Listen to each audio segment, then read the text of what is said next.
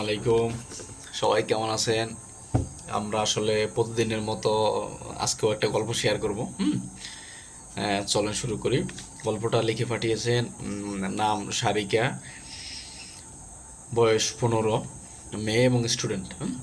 আমি এখন ক্লাস 9-এ উঠেছি। বয়স খুব একটা বেশি না, তাই হয়তো এখনও ঠিকমতো পড়ালেখায় মন বসাতে পারছি না। সারাদিন মনটা অনলাইনে আর ফোনে আটকে থাকে। অথচ আমি সায়েন্স নিয়েছি, যেটা ভালোভাবে বোঝার জন্য মনোযোগ আর রুটিন খুব দরকার। কিন্তু এই মুহূর্তে নিজের মধ্যে একটা ঝামেলা অনুভব করি।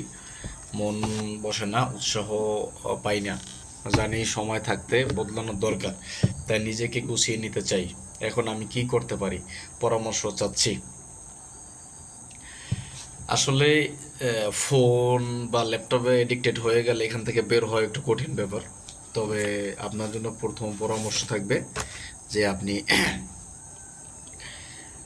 যতটুকু পারেন মোবাইল থেকে একটু দূরে থাকবেন। এখন আসলে এইটা থাকা সব থেকে কষ্ট ব্যাপার। এটার থেকে কীভাবে সরবেন না কীভাবে থাকবেন সেটা বলি। আপনি এটা থেকে থাকতে গেলে আপনার বিভিন্ন স্টোরি পড়া লাগবে বইয়ের। আপনি নতুন নতুন যে গল্পের বই আছে বা বিভিন্ন স্টোরি বই বা আপনার একাডেমিক বই সর্বপ্রথম আপনার মাথায় আসবে না, যতটুকু এগুলো পড়ার চেষ্টা করবেন। তারপরে ফ্রেন্ড সার্কেলের সাথে একটু কিছুদিন সময়, সব সময় না, কিছুদিন সময় আড্ডা দেওয়ার একটু চেষ্টা করবেন। তারপরে আপনার আপনার যে একাডেমিক পড়া আছে এইটা পড়বেন। বিশেষ করে আপনি পড়াটা শুরু করবেন ভোরবেলা, একদম ভোরবেলা, মানে ফজরের নামাজ পড়ে তারপরে আপনি পড়া শুরু করবেন সকাল 8টা, 7:30টা, আপনি যতটুকু পড়তে পারেন, 2 ঘন্টা 2.5 ঘন্টা ও তখন পড়বেন আর কি। ওই সময়টা একটু কষ্ট করা লাগবে আপনার। আপনি যখন মনোযোগ দিতে চাচ্ছেন বা এখান থেকে মোবাইল বা ল্যাপটপ থেকে অ্যাটেনশন সরাই নিতে চাচ্ছেন, তখন আপনাকে একটু পরিশ্রম করা লাগবে। এবং আপনার একটা টার্গেট থাকা লাগবে। আসলে আমরা একটা টার্গেট ছাড়া, কোনো মানুষই টার্গেট ছাড়া সাকসেস অর্জন করতে পারে না। আপনার টার্গেট থাকা লাগবে যে যেভাবেই হোক আমি এসএসসিতে একটা ভালো রেজাল্ট করব।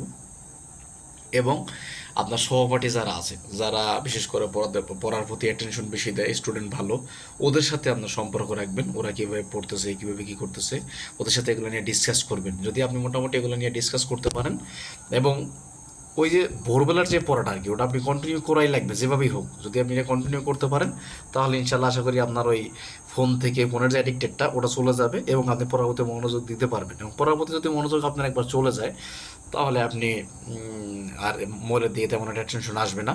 আর একটা কাজ করতে পারেন যে আপনি যদি কোনো কারণ নাও থাকে, আপনি কোনো কোচিং টোচিং এদিকে ভর্তি হয়ে, কোনো কোচিংয়ে বা কোনো প্রাইভেটে ভর্তি হয়ে আপনি ওখানে বিজি হয়ে যান। ওখানে বিজি হয়ে তারপর আপনি অ্যাটেনশন আপনার সব ওখানে দিয়ে দেন, তাহলে ইনশাল্লাহ আশা করি এটা আপনার এখান থেকে সরা আপনার সম্ভব।